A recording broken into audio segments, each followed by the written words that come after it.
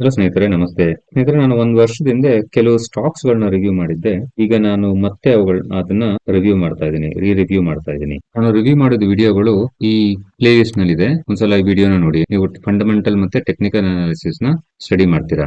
ಮೊದಲನೇ ಸ್ಟಾಕ್ ಬಂದು IRCTC. Quick ಆಗಿ ಟೆಕ್ನಿಕಲ್ಸ್ ನೋಡೋಣ ಏನಾಗ್ತಿದೆ ಅನ್ಬಿಟ್ಟು. ಆಲ್ಮೋಸ್ಟ್ ಒಂದ್ ವರ್ಷದಿಂದ ರಿವ್ಯೂ ಮಾಡಿದಾಗ ಅದ್ರ ಪ್ರೈಸ್ ಅರೌಂಡ್ 750 ಇತ್ತು. 750 ಒಂದು ಮಾರ್ಕ್ ಮಾಡೋಣ ಎಲ್ಲಿದೆ ಅನ್ಬಿಟ್ಟು. 750 ಈಗ ನೋಡಿದ್ರೆ 20% ಕಡಿಮೆ ಬಿದ್ದಿದೆ ಅದು. ಕ್ವಿಕ್ ಆಗಿ ಟೆಕ್ನಿಕಲ್ಸ್ ಅಲ್ಲಿ ಪ್ಯಾಟರ್ನ್ ನೋಡೋಣ. ಪ್ಯಾಟರ್ನ್ ಅಲ್ಲಿ ಏನಾದ್ರು ವೀಕ್ನೆಸ್ ಇದೆಯಾ, ಏನ್ ನಡೀತಿದೆ ಅನ್ಬಿಟ್ಟು. ಪ್ಯಾಟರ್ನ್ ನೋಡಿದ್ರೆ ನನಗೊಂದು ಡಬಲ್ ಬಾಟಮ್ ಅಥವಾ ಡಬ್ಲ್ಯೂ ಪ್ಯಾಟರ್ನ್ ಅಂತ ಕರೀತಾರೆ, ಅದು ನಡೀತಾ ಇದೆ. ಸದ್ಯಕ್ಕೆ ಸ್ಟಾಕ್ ಕನ್ಸಾಲಿಡೇಷನ್ ನಡೀತಿದೆ. ಹಾಗಾಗಿ ಕೆಳಗೆ ಸಪೋರ್ಟ್ ಏನಾದ್ರು ಇದೆಯಾ ನೋಡೋಣ.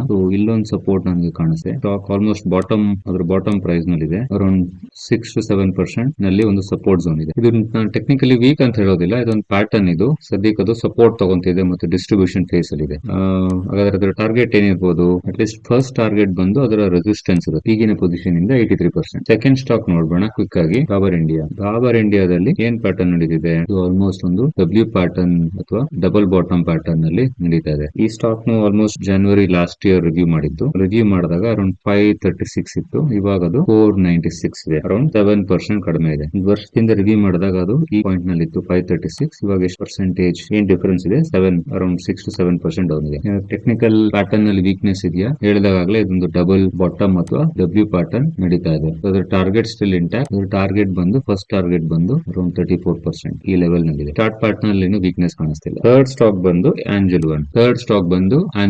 ಆಂಜಲ್ ಒನ್ ಅಲ್ಲಿ ಏನ್ ನಡೀತಿದೆ? ಆಂಜಲ್ ಒನ್ ನಲ್ಲಿ ಈ ಒಂದು ಝೋನ್ ನಲ್ಲಿ ನಡೀತಿದೆ. ಈ ಸಪೋರ್ಟ್ ರೆಸಿಸ್ಟೆನ್ಸ್ ಮಧ್ಯೆ ಸ್ಟಾಕ್ ಪ್ರೈಸ್ ಫ್ಲಕ್ಚುಯೇಟ್ ಆಗ್ತಿದೆ. ಈ ಸ್ಟಾಕ್ ಒಂದು ವರ್ಷದಿಂದ ರಿವ್ಯೂ ಮಾಡಿದಾಗ ಈ ರೇಂಜ್ ಅಲ್ಲಿ ಇತ್ತು, ಅರೌಂಡ್ 2400 ಲೆವೆಲ್ ನಲ್ಲಿ. ಈಗ ಅಲ್ಲಿಂದ ಅರೌಂಡ್ 7% ಡೌನ್ ಆಗಿದೆ. ಆದ್ರೆ ಈ ಸ್ಟಾಕ್ ಯಾವಾಗ ನಾವು ಒಂದು ವರ್ಷದಿಂದ ರಿವ್ಯೂ ಮಾಡಿದಾಗ ಈ ಲೆವೆಲ್ ಇಂದ ಆಲ್ಮೋಸ್ಟ್ 38-40% ರಿಟರ್ನ್ ಕೊಟ್ಟು ಮತ್ತೆ ರೀಟ್ರೇಸ್ ಆಗಿ ಮತ್ತೆ ಬಾಟಮ್ ನಲ್ಲಿದೆ. ಅದು ಟೆಕ್ನಿಕಲ್ ಪ್ಯಾಟರ್ನ್ ನಲ್ಲಿ ವೀಕ್ನೆಸ್ ಇದೆಯಾ? ಇಲ್ಲೊಂದು ಬ್ರೇಕ್ ಡೌನ್ ಕೊಟ್ಟಿದೆ ಆಸ್ ಆಫ್ ನೌ. ಯಾಕಂದ್ರೆ ಇವತ್ತೊಂದು ನ್ಯೂಸ್ ಬಂದಿತ್ತು ಬಜೆಟ್ ನಲ್ಲಿ. F&O ಫ್ಯೂಚರ್ ಅಂಡ್ ಆಪ್ಷನ್ಸ್ ಅಂತ ಟ್ರೇಡ್ ಮಾಡ್ತಾರೆ ಬಿಗ್ ಇನ್ವೆಸ್ಟರ್ಸ್ ಮತ್ತೆ ರಿಟೇಲ್ ಇನ್ವೆಸ್ಟರ್ಸ್ ಜಾಸ್ತಿ ಇನ್ವೆಸ್ಟ್ ಮಾಡ್ತಾರೆ ಅಂತವ್ರಿಗೆ ಆ ಒಂದು ಸ್ಪೆಸಿಫಿಕ್ ಚಾರ್ಜಸ್ ಜಾಸ್ತಿ ಆಗುತ್ತೆ ಅಂತ. ಅದ್ರ ಅರ್ಥ ಏನಿರ್ಬೋದು? ಅದನ್ನ ಬೇಸಿಕಲಿ ರಿಟೇಲ್ ಇನ್ವೆಸ್ಟರ್ಸ್ ನ ಫ್ಯೂಚರ್ ಅಂಡ್ ಆಪ್ಷನ್ ಇಂದ ಹೊರಗೆ ಬರೋದಕ್ಕೆ ಒಂದು ಗವರ್ಮೆಂಟ್ ಮಾಡ್ತಿರೋ ಸ್ಟೆಪ್. ಇದರಿಂದ ವಾಲ್ಯೂಮ್ಸ್ ಈ ಬ್ರೋಕರ್ಸ್ ಗಳಿಗೆ, ಏಂಜಲ್ ಒನ್ ಬ್ರೋಕರ್ ಅವ್ರಿಗೆ ವಾಲ್ಯೂಮ್ಸ್ ಕಡಿಮೆ ಆಗ್ಬೋದು, ಅಂದ್ರೆ ಪ್ರಾಫಿಟ್ ಮೇಲೆ ಇಂಪ್ಯಾಕ್ಟ್ ಆಗಬಹುದು. ಆ ಒಂದು ಸೆಂಟಿಮೆಂಟ್ ವೀಕ್ ಆಗಿರೋದ್ರಿಂದ ಇವತ್ತು ಬ್ರೇಕ್ ಡೌನ್ ಕೊಟ್ಟಿದೆ. ಸೊ ಹಾಗಿದ್ರೆ ಇದರ ಸಪೋರ್ಟ್ ಏನಿದೆ ಇಲ್ಲಿ? ಇದೊಂದು ಬಿಗ್ ಸಪೋರ್ಟ್, ಇದೊಂದು ಸ್ಮಾಲ್ ಸಪೋರ್ಟ್. ಸೆಂಟಿಮೆಂಟ್ ವೀಕ್ ಆಗಿರೋದ್ರಿಂದ ಬಹುಶಃ ಇದು ಸಪೋರ್ಟ್ ಬಳಿ ಹೋಗೋ ಚಾನ್ಸಸ್ ಇದೆ. ಎಷ್ಟು ಪರ್ಸೆಂಟ್ ಡೌನ್ ಸೈಡ್ ಇದೆ? ಅರೌಂಡ್ 15% ಡೌನ್ ಸೈಡ್ ಇದೆ. ಇನ್ವೆಸ್ಟರ್ಸ್ ಏನ್ ಮಾಡಬೇಕು?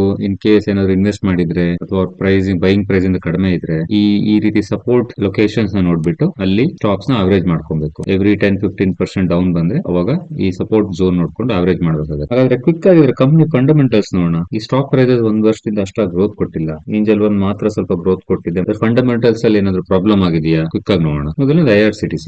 ಕ್ವಿಕ್ ಆಗಿ ಕ್ವಾರ್ಟರ್ಲಿ ರಿಸಲ್ಟ್ಸ್ ನೋಡೋಣ. ಕ್ವಾರ್ಟರ್ಲಿ ರಿಸಲ್ಟ್ಸ್ ಅಲ್ಲಿ ನಾವು ಇಲ್ಲೆಲ್ಲೋ ರಿವ್ಯೂ ಮಾಡಿದ್ವಿ. ಅಲ್ಲಿಂದ ಏನಾಗಿದೆ? ಪ್ರಾಫಿಟ್ ಇನ್ಕ್ರೀಸ್ ಆಗ್ತಾನೆ ಇದೆ. ಜೂನ್ ನಲ್ಲಿ ಸ್ವಲ್ಪ ಕಡಿಮೆ ಬಂದಿತ್ತು. ಸೆಪ್ಟೆಂಬರ್ ಕ್ವಾರ್ಟರ್ ನಲ್ಲಿ 342 ಕ್ರೋರ್ ಆಲ್ಮೋಸ್ಟ್ ಇದೆ. ಡಿಸೆಂಬರ್ ರಿಸಲ್ಟ್ಸ್ ಇನ್ನೇನೋ ಬರೋದಿದೆ. ಒಂದು ವೀಕ್ನೆಸ್ ಏನಿಲ್ಲ ಪ್ರಾಫಿಟ್ ನಲ್ಲಿ. ಪ್ರಾಫಿಟ್ ಅಂಡ್ ಲಾಸ್ ನಲ್ಲಿ ಏನಿದೆ? ಪ್ರಾಫಿಟ್ ಅಂಡ್ ಲಾಸ್ ಅಲ್ಲಿ ಸೇಲ್ಸ್ ಇನ್ಕ್ರೀಸ್ ಆಗ್ತಿದೆ. That is important. Annual profit ಬಂದು ಹೋದ ವರ್ಷ 1315 ಕ್ರೋರ್ ಇತ್ತು. ಈ ಸಲ ಅದಕ್ಕೇನು ಜಾಸ್ತಿ ಇದೆ, ಇನ್ನೊಂದು ಕ್ವಾರ್ಟರ್ ಬಾಕಿ ಇದೆ. ಇದು ಚೆನ್ನಾಗಿದೆ. Balance sheet, equity capital dilute ಆಗಿಲ್ಲ. ಅದ್ರ ಕಂಪನಿ ರಿಸರ್ವ್ಸ್ ಅದು ಇನ್ಕ್ರೀಸ್ ಆಗ್ತಾನೆ ಇದೆ, ಹೈಯೆಸ್ಟ್ ಎವರ್ ಇದೆ. ಇನ್ವೆಸ್ಟರ್ ಶೇರ್ ಹೋಲ್ಡರ್ ಪ್ಯಾಟರ್ನ್ ನಲ್ಲಿ ಚೇಂಜ್ ಇದೆಯಾ? ಏನು ಚೇಂಜ್ ಇಲ್ಲ. ಸೊ ಪ್ರಮೋಟರ್ಸ್ ಕಾನ್ಸ್ಟೆಂಟ್ ಆಗಿದೆ. FII 7%, DIS 14%, public 16.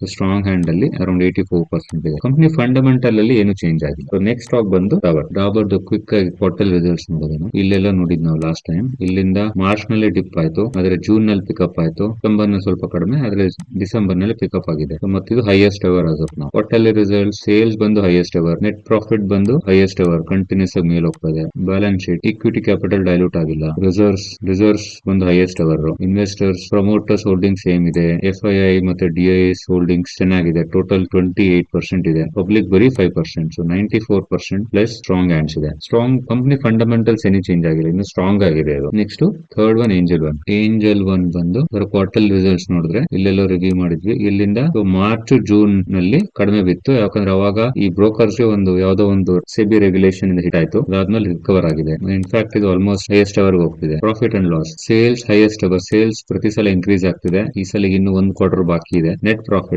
ಪ್ರಾಫಿಟ್ ಬಂದು ನಾವಿಲ್ಲಿ ನೋಡ್ಕೊಂಡ್ರೆ ಹೈಯೆಸ್ಟ್ ಅವರ್ ಪ್ರೀವಿಯಸ್ ಇಯರ್ ಅಲ್ಲಿ 1172 ಕ್ರೋರ್ ಇತ್ತು. ಆಸ್ ಆಫ್ ನೌ 769, ಇನ್ನೊಂದು ಕ್ವಾರ್ಟರ್ ಬಾಕಿ ಇದೆ. ಬ್ಯಾಲೆನ್ಸ್ ಶೀಟ್ ಅಂದ್ರೆ ಈಕ್ವಿಟಿ ಕ್ಯಾಪಿಟಲ್ ಹೋದ್ 3 ವರ್ಷದಲ್ಲಿ ಏನು ಡೈಲ್ಯೂಟ್ ಆಗಿಲ್ಲ, ಸ್ವಲ್ಪ ಡೈಲ್ಯೂಟ್ ಆಗಿದೆ ಅಷ್ಟೇ. ಕಂಪನಿ ರಿಸರ್ವ್ ಹೈಯೆಸ್ಟ್ ಅವರ್ ಇದೆ. ಇನ್ವೆಸ್ಟರ್ಸ್ ಏನಾದ್ರು ಚೇಂಜ್ ಆಗಿದ್ದಾರೆ?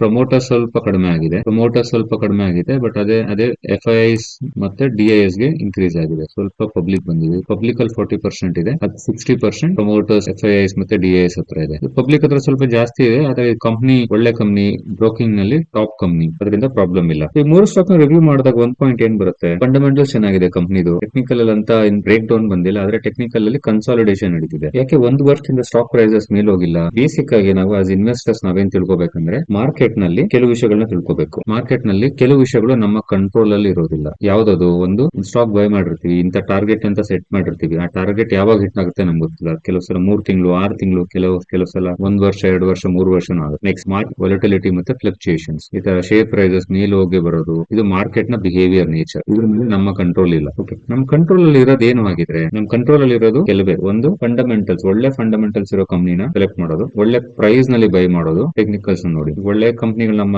ನಿಫ್ಟಿನಲ್ಲಿ ಟಾಪ್ 100 ಕಂಪನಿ ಇರುತ್ತೆ. ಎಲ್ಲ ಕಂಪನಿನೂ ಒಳ್ಳೇದು, ಆದ್ರೆ ಎಲ್ಲ ಕಂಪನಿನೂ ಅದೇ ಟೈಮ್ ನಲ್ಲಿ ಬೈ ಮಾಡಕ್ ಆಗೋದಿಲ್ಲ. ಲೈಫ್ ಟೈಮ್ ಹೈ ನಲ್ಲಿ ಹೋಗ್ತಿರುತ್ತೆ. ಅಂತ ಸ್ಟಾಕ್ಸ್ ನ ಬೈ ಮಾಡಿದ್ರೆ ರಿಸ್ಕ್ ರಿವಾರ್ಡ್ ರೇಷಿಯೋ ಕಡಿಮೆ ಇರುತ್ತೆ. The third very important, patience ಇಂದ ಇರೋದು. ಒಂದು ಸ್ಟಾಕ್ ನ ಬೈ ಮಾಡಿದೀವಿ, ವಿ ಆರ್ ಹ್ಯಾಪಿ, ನಿಮ್ಗೆ ಟಾಪ್ 1 ಕಂಪನಿ ಬೈ ಮಾಡಿದೀನಿ, ಒಳ್ಳೆ ಪ್ರೈಸ್ ಬೈ ಮಾಡಿದೀವಿ, ಇನ್ ಮುಂದಿರೋದು ನಮ್ ಕಂಟ್ರೋಲ್ ಇರೋದಿಲ್ಲ. ಪೇಷನ್ಸ್ ಮಾತ್ರ ಇರ್ಬೇಕು ನಾವು. ಮತ್ತೆ ಜೊತೆಗೆ ಸ್ಟಾಕ್ ಮಾರ್ಕೆಟ್ ನಲ್ಲಿ ಲಾಂಗ್ ಟರ್ಮ್ ಸರ್ವೈವ್ ಆಗೋದಕ್ಕೆ ನಾವು ಕೆಲವು ಅಂಶಗಳನ್ನ ಗಮನಿಸಬೇಕು. ಏನದು? ಒಂದು ಸಬ್ ರೂಲ್ ಆಫ್ ಮಾರ್ಕೆಟ್ ಅಂತ ಕರಿಬಹುದು ಇದನ್ನ. ಒಂದು, ಯಾವಾಗಲೂ ಸೆಕ್ಟರ್ ಲೀಡರ್ ನಲ್ಲಿ ಇನ್ವೆಸ್ಟ್ ಮಾಡಬೇಕು. ಟಾಪ್ 1, ಟಾಪ್ 2, ಟಾಪ್ 3 ರೀತಿ. ಒಂದು ಸ್ಟಾಕ್ ನಲ್ಲಿ 3% ಗಿನ ಹೆಚ್ಚು ಇನ್ವೆಸ್ಟ್ ಮಾಡಬಾರದು. ಜೊತೆಗೆ ಆ ಹಣನ ಒಟ್ಟಿಗೆ ಒಂದೇ ಸಲ ಬೈ ಮಾಡಿ. ಸಪೋಸ್ ಯಾವ್ದೋ ಒಂದು ಸ್ಟಾಕ್ ಬಂತು, ಒಳ್ಳೆ ಪ್ರೈಸ್ ಅಲ್ಲಿ ಇದೆ, ಒಟ್ಟಿಗೆ ಬೈ ಮಾಡ್ಬಿಡೋದಲ್ಲ. ಅದನ್ನೇನ್ ಮಾಡ್ಬೋದು, ಅದನ್ನ 4 ಸಲ ಬೈ ಮಾಡಿ, 25% ತರ ಸ್ಪ್ಲಿಟ್ ಮಾಡಿ ಅಮೌಂಟ್ ನ 4 ಸಲ ಬೈ ಮಾಡಬೇಕು. ಇಲ್ಲ ಅಂದ್ರೆ 33% ತರ ಮೂರ್ ಬಾರಿ ಸ್ಪ್ಲಿಟ್ ಮಾಡಿ ಇನ್ವೆಸ್ಟ್ ಮಾಡಬೇಕು. ಯಾಕೆ ಈ ರೀತಿ ಮಾಡೋದು? ಸಪೋಸ್ ಈಗ 3 ಎಕ್ಸಾಂಪಲ್ಸ್ ನೋಡಿದ್ವಿ ನಾವು. ಆ 3 ಪ್ರೈಸಸ್ ನಲ್ಲೂ ನಾವು ಬೈ ಮಾಡೋದಕ್ಕಿಂತ ಕಡಿಮೆ ಪ್ರೈಸ್ ಗೆ ಟ್ರೇಡ್ ಆಗ್ತಿದೆ. ಯಾವ್ದೋ ಒಂದು ಪಾಯಿಂಟ್ ನಲ್ಲಿ ಇನ್ನೂ ಕಡಿಮೆ ಟ್ರೇಡ್ ಆಗ್ತಿತ್ತು. ಒಂದೇ ಬಾರಿ 3% ಇನ್ವೆಸ್ಟ್ ಮಾಡಿದ್ರೆ ನಮ್ಗೆ ಆವರೇಜ್ ಮಾಡ್ಕೊಳ್ಳೋಕೆ ಅವಕಾಶ ಇರೋದಿಲ್ಲ. ಅವಾಗ ಏನಾಗುತ್ತೆ, 1 ವರ್ಷ, 2 ವರ್ಷ, 3 ವರ್ಷ ಅದೇ ಪ್ರೈಸ್ ನಲ್ಲಿ ಇರುತ್ತೆ, ಏನು ರಿಟರ್ನ್ ಸಿಗೋದಿಲ್ಲ. ನಮ್ ಪೇಷನ್ಸ್ ಕಳೆದೋಗ್ಬಿಡುತ್ತೆ. ನಾವೇನ್ ಮಾಡ್ತೀವಿ, ಸ್ಟಾಕ್ ಮಾರ್ಕೆಟ್ ನಮ್ ಬೇಡ ಅನ್ಬಿಟ್ಟು ನಾವು ಸೆಲ್ ಮಾಡಿ ಹೋಗ್ಬಿಡ್ತೀವಿ, ಪೇಷನ್ಸ್ ಇಲ್ಲದೆ ಇದ್ದಾಗ. ಆದ್ರೆ ಈ ತರ ನಾವು ಅದನ್ನ ಸ್ಪ್ಲಿಟ್ ಮಾಡಿದ್ರೆ ನಮ್ಗೊಂದು ಅಪರ್ಚುನಿಟಿ ಸಿಗುತ್ತೆ. ಯಾವಾಗ ಒಂದು 15%, 10% ನಾವು ತಗೊಂಡಿರೋ ಪ್ರೈಸ್ ಗಿನ ಕಡಿಮೆ ಬಿದ್ರೆ, ಫಂಡಮೆಂಟಲ್ಸ್ ನೋಡ್ತಾ ಏನಾದ್ರು ಅಂತ ಬ್ರೇಕ್ ಡೌನ್ ಆಗಿಲ್ಲ ಆ ತರ ನೋಡಿದ್ರೆ ಅವಾಗ ಆವರೇಜ್ ಮಾಡ್ಕೊಳ್ಬೇಕು. ಆವರೇಜ್ ಮಾಡ್ಕೊಳ್ಳೋ ಅಮೌಂಟ್ ಇರುತ್ತೆ. ಮತ್ತೆ ಸ್ಟಾಕ್ ಮಾರ್ಕೆಟ್ ಅಲ್ಲಿ ಲಾಂಗ್ ಟರ್ಮ್ ಗೆ ನಾವು ಇರಕ್ಕಾಗುತ್ತೆ. ಇಲ್ಲ ನಮಗೆ ಈ ರೀತಿ ಪೇಷನ್ಸ್ ಇಲ್ಲ, ಇವೆಲ್ಲ ರೂಲ್ಸ್ ಎಲ್ಲ ಫಾಲೋ ಮಾಡಕ್ ಆಗೋದಿಲ್ಲ ಅಂತ ಹೇಳಿದ್ರೆ, ದಯವಿಟ್ಟು ಸ್ಟಾಕ್ ಮಾರ್ಕೆಟ್ ನಲ್ಲಿ ಡೈರೆಕ್ಟ್ ಸ್ಟಾಕ್ಸ್ ನಲ್ಲಿ ಇನ್ವೆಸ್ಟ್ ಮಾಡಬಹುದು. ಇಂಥವ್ರು ಏನ್ ಮಾಡಬಹುದು, ಇಂಥವ್ರು ಇದರ್ ಮ್ಯೂಚುವಲ್ ಫಂಡ್, ETF, ಇಲ್ಲಾಂದ್ರೆ ಫಿಕ್ಸ್ಡ್ ಡಿಪಾಸಿಟ್, ಆ ತರ ಇನ್ಸ್ಟ್ರೂಮೆಂಟ್ ಗಳಲ್ಲಿ ಇನ್ವೆಸ್ಟ್ ಮಾಡಿ ಬಿಟ್ಬಿಡ್ಬೇಕು. ಸ್ಟಾಕ್ ಮಾರ್ಕೆಟ್ ಬಗ್ಗೆ ಡೈರೆಕ್ಟ್ ಇನ್ವೆಸ್ಟ್ಮೆಂಟ್ ಮಾಡಬಾರ್ದು. ಸೊ ಫ್ರೆಂಡ್ಸ್, ನನ್ನ ಕೆಲವು ಸ್ಟಾಕ್ ರಿವ್ಯೂ ಮಾಡಿದ್ನಲ್ಲ, ಅದ್ರ ಬಗ್ಗೆ ಮತ್ತೆ ರಿವ್ಯೂ ಮಾಡೋಣ ಅನಿಸ್ತು. ಯಾಕೆ ಅದು ಕಡಿಮೆನಲ್ಲಿದೆ, ಅದಕ್ಕೆ ಕಾರಣ ಏನು ಅಂತ ರಿವ್ಯೂ ಮಾಡಿದೀನಿ. ಬಟ್ ಅಗೇನ್, ಇದು ಬೈ ಅಥವಾ ಸೆಲ್ ರೆಕಮೆಂಡೇಶನ್ ಅಲ್ಲ, ಇದು ಜಸ್ಟ್ ಎಜುಕೇಶನ್ ಪರ್ಪಸ್ ಗೋಸ್ಕರ ಮಾಡಿರೋದು. ಹಾಗಾದ್ರೆ ಮತ್ತೊಂದು ವಿಡಿಯೋ ಇಂದ ಬರ್ತೀನಿ ನಾನು. ಅಲ್ಲಿವರೆಗೂ ಪ್ಲೀಸ್ ನಿಮ್ಗೆ ಇಷ್ಟ ಆದ್ರೆ ವಿಡಿಯೋನ ಲೈಕ್ ಮಾಡಿ, ನಮ್ಮ ಚಾನೆಲ್ ಗೆ ಸಬ್ಸ್ಕ್ರೈಬ್ ಮಾಡಿಲ್ಲ ಅಂದ್ರೆ ಸಬ್ಸ್ಕ್ರೈಬ್ ಮಾಡಿ. ಹಾಗೆ ದಯವಿಟ್ಟು ಕಮೆಂಟ್ಸ್ ಮಾಡಿ, ನಿಮ್ಗೆ ಏನಾದ್ರು ನಿಮ್ಮ ಅಬ್ಸರ್ವೇಷನ್ಸ್ ಇದ್ರೆ, ಕಮೆಂಟ್ಸ್ ಇದ್ರೆ, ನಿಮ್ ಎಕ್ಸ್ಪೀರಿಯನ್ಸ್ ಇದ್ರೆ ಶೇರ್ ಮಾಡಿ. ಅಥವಾ ನಿಮ್ಗೆ ಏನಾದ್ರು ಬೇರೆ ನಾನು ಟಾಪಿಕ್ ವಿಡಿಯೋ ಮಾಡ್ಬೇಕಂದ್ರೆ ದಯವಿಟ್ಟು ಕಮೆಂಟ್ ಅಲ್ಲಿ ಕಮೆಂಟ್ ಮಾಡಿ. Thank you friends.